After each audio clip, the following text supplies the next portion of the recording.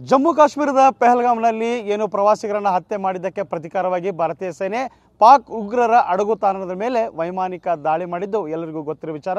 ಈ ಹಿನ್ನೆಲೆಯಲ್ಲಿ ದೇಶದ ಎಲ್ಲ ಜಲಾಶಯಗಳ ಭದ್ರತೆಯನ್ನು ನಿಯೋಜಿಸಬೇಕೆಂಬ ಕೇಂದ್ರ ಸರ್ಕಾರದ ಸೂಚನೆ ಹಿನ್ನೆಲೆಯಲ್ಲಿ ವಿಜಯಪುರ ಜಿಲ್ಲೆ ನಿಡಗುಂದಿ ತಾಲೂಕಿನ ಆಲ್ಮಟ್ಟಿ ಬಳಿ ಇರತಕ್ಕಂಥ ಕೃಷ್ಣಾ ನದಿಗೆ ಅಡ್ಡಲಾಗಿ ನಿರ್ಮಾಣ ಮಾಡಿರುವ ಲಾಲ್ ಬಹದ್ದೂರ್ ಶಾಸ್ತ್ರಿ ಸಾಗರಕ್ಕೆ ವ್ಯಾಪಕ ಭದ್ರತೆ ನೀಡಲಾಗಿದೆ.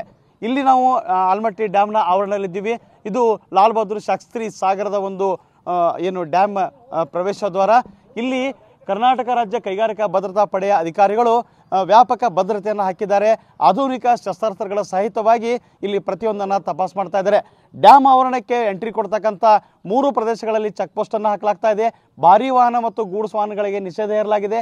ಬರ್ತಕ್ಕಂಥ ಪ್ರತಿಯೊಂದು ವಾಹನಗಳನ್ನು ಇವರು ಪರಿಶೀಲನೆ ಮಾಡ್ತಾರೆ. ಅಂದರೆ ಕಾರ್ ಇರ್ಬೋದು, ಇನ್ನಿತರ ಬೇರೆ ವಾಹನ ಇದ್ದರೂ ಕೂಡ ಡಿಕ್ಕಿಯನ್ನು ತೆರೆದು ಯಾವ ಯಾವ ವಸ್ತುಗಳನ್ನು ತೆಗೆದುಕೊಂಡು ಹೋಗಲಾಗ್ತಾ ಇದೆ ಅನ್ನೋದರ ಪರಿಶೀಲನೆ ಮಾಡಲಾಗ್ತಾ ಇದೆ. ಅದರ ಆಚೆ ಇದು ಡ್ಯಾಮ್ನ ಗೇಟು, ಅಂದರೆ ಡ್ಯಾಮ್ನ ಏನು ಗೋಡೆ ಇದೆಯಲ್ಲ ಆ ಗೋಡೆಯ ಭಾಗ. ಆ ಕಡೆ ಬಾಗಲಕೋಟೆ ಜಿಲ್ಲೆ ಬರುತ್ತೆ, ಈ ಕಡೆ ವಿಜಯಪುರ ಜಿಲ್ಲೆ. ಮತ್ತು ಎರಡೂ ಬದಿಯಲ್ಲಿ ಹೆಚ್ಚಿನ ಏನು ಕರ್ನಾಟಕ ರಾಜ್ಯ ಕೈಗಾರಿಕಾ ಭದ್ರತಾ ಪಡೆ ಅಧಿಕಾರಿಗಳು ಇಲ್ಲಿ ಬೀಡುಬಿಟ್ಟಿದ್ದಾರೆ. ಓರ್ವ DYSP ಹಾಗೂ ಇನ್ನಿತರ 86 ಜನರು ಇಲ್ಲಿ ಶಸ್ತ್ರ ಸಜ್ಜಿತವಾಗಿ ಡ್ಯಾಮ್ ಭದ್ರತೆ ಉಸ್ತುವಾರಿಯನ್ನು ವಹಿಸಿಕೊಂಡಿದ್ದಾರೆ. ಇದ್ರ ಜೊತೆಗೆ ಹಲವಾರು CC ಕ್ಯಾಮ್ರಾ ಕೂಡ ಇಲ್ಲಿ ಸುತ್ತಮುತ್ತ ಯಾರೆಲ್ಲ ಚಲಿಸ್ತಾರೆ, ಯಾವೆಲ್ಲ ವಾಹನಗಳು ಬಂದು ಎನ್ನುವುದರ ಮೇಲೆ ಕಣ್ಗಾವಲನ್ನು ಇರಲಾಗ್ತಾ ಇದೆ.